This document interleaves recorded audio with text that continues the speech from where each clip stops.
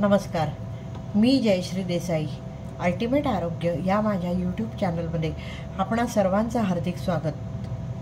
आज आपण एक अत्यंत महत्त्वाची आणि अत्यंत वेगळी अशी मुद्रा घेणार आहे. आत्तापर्यंत ज्या मुद्रा आपण घेतल्या आहेत त्यापेक्षा ही अतिशय वेगळी आहे. तिचं नाव आहे अस्थमा मुद्रा. आत्ता जो ऋतू चालू आहे या काळात अनेकांना धुळीमुळे असेल, थंडीमुळे असेल, याचा त्रास होतो अस्थम्याचा. आणि मग त्याच्यासाठी कितीही औषधं घेतली, काही केलं तरी तो त्रास लवकर कमी होत नाही किंवा नियंत्रणात अस्थमाचे अटॅक येत नाही. वारंवार अस्थमाचे अटॅक आल्यावर त्या माणसांना खूप वेगवेगळ्या प्रकारचे त्रास सहन करायला लागतात. आणि अस्थमा हा बरा होणारा रोग नाही असं मानलं जातं, पण तो नियंत्रणात आणण्याचंच नव्हे तर बरा करण्याचं सामर्थ्यसुद्धा ज्या मुद्रेत आहे ती मुद्रा आज आपण बघणार आहोत. ती म्हणजे अस्थमा मुद्रा. मात्र त्याचबरोबर नुसती ही मुद्रा करून अस्थमा नियंत्रणात येईल असं नाही. त्याच्या जोडीला आणखी काही गोष्टी करणं गरजेचं आहे, त्याही मी सांगणार आहे. पण त्यामुळे हा एपिसोड तुम्ही कृपया शेवटपर्यंत पहा, तर तुम्हाला ती सगळी माहिती मिळेल आणि या मुद्रेचा लाभही घेता येईल. कारण त्यांची जोड जर या मुद्रेला मिळाली तर ह्याचा फायदा लवकर होईल. सुरुवातीला आपण ही मुद्रा करायची कशी ती बघूया. अस्थमाचे अटॅक काय येतात प्रत्येकाला त्याची माहिती आहेत. काही वेळेला औषधाचे, थंडीमुळे, धुळीमुळे, औषधांचे साईड इफेक्ट्स म्हणून, वेगवेगळ्या कारणांनी किंवा चुकीच्या आहार विहारामुळे, कफकारक वातकारक आहार असेल, तामसी आहार असेल तर त्याहीमुळे ट्रिगर होतं ते आणि मग अस्थमाचा अटॅक येऊ शकतो. त्याला भावनिक कारण एक असं आहे की स्ट्रेसमुळे जर तुम्ही काही निगेटिव्ह इमोशन्सचा सामना करत असाल स्ट्रेसमुळे, तर त्याहीमुळे अस्थमाचे अटॅक ट्रिगर होऊ शकतात, ज्यांची ती टेंडन्सी आहे त्यांच्यामध्ये. त्याच्यामुळे अस्थमाचा विचार करताना ह्या सगळ्या गोष्टींचा विचार करायला पाहिजे. या सगळ्यासाठी काहीतरी उपाय केले गेले पाहिजेत आणि ते मी सांगणार आहे. पण सुरुवातीला आपण ही मुद्रा कशी करायची ती बघूया. आपल्याला माहिती आहे की आकाशतत्व मधलं बोट हे जे आहे आकाशतत्व आहे. ही मुद्रा वेगळी का? तर आत्तापर्यंत आपण दोन्ही हातांनी वेगवेगळ्या मुद्रा केल्या, म्हणजे आयदर दोन्ही हातांची सेम पोझिशन किंवा दोन्ही हातांना वेगवेगळ्या मुद्रा अशा प्रकारे केल्या. ही मुद्रा अशी आहे की ह्याच्यात दोन्ही हात आपण जोडतो. कशी करायची ते बघूया. दोन्ही हात समोरासमोर आणायचे. मधलं बोट जे आहे ते आकाश तत्वाचं बोट आहे, ते मध्ये वाकवायचं. इथे ते मध्ये वाकवायचं आणि हे जे नख आहेत दोन्ही पेची ती एकमेकांना जोडायची. तुम्हाला दिसत असेल बाकीची तिन्ही बोटं सरळ, मधली बोटं मध्ये वाकवायची आणि ते दोन्ही बोटांची नखं एकमेकांना जोडायची.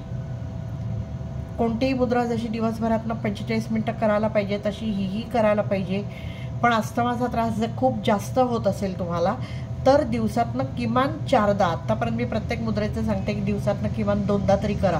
ही दिवसातनं किमान 4दा 15-15 मिनटं करायचा प्रयत्न करा, तुम्हाला त्याचा फायदा होईल. 15 मिनटं नाही जमलं तर किमान 10-10 मिनटं तरी करा, पण त्याचा लवकर फायदा होण्यासाठी ते उपयोगी पडेल.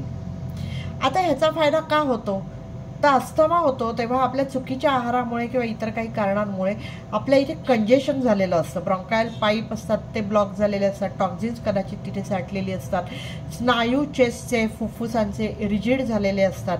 आणि या सगळ्यामुळे आणि मेंदूत जे काय होतं आपल्या स्ट्रेसमुळे आणि याच्यामुळे ते कशामुळे ट्रिगर काय होईल सांगता येत नाही. या सगळ्यामुळे जेव्हा तो आपल्याला अटॅक येतो तर तो जर दूर करायचा असेल तर ह्या ज्या सगळ्या म्हणजे नाड्या असतील, ब्रॉन्कायल पाईप्स असतील, श्वासनलिका, त्याच्यात सगळ्यामध्ये आपल्याला रक्तवाहिल्या, आकाशतत्व आहे, पोकळी आहे, त्याशिवाय ते वाहूच शकत नाही. हवा पण नाही वाहू शकत, रक्त पण नाही वाहू शकत, काहीच नाही वाहू शकत. मग त्या जर हे मोकळ्या करायच्या असतील तर त्यासाठी आपल्याला आकाशतत्व मॅनेज करायला लागतं, ते बॅलन्स करायला लागतं.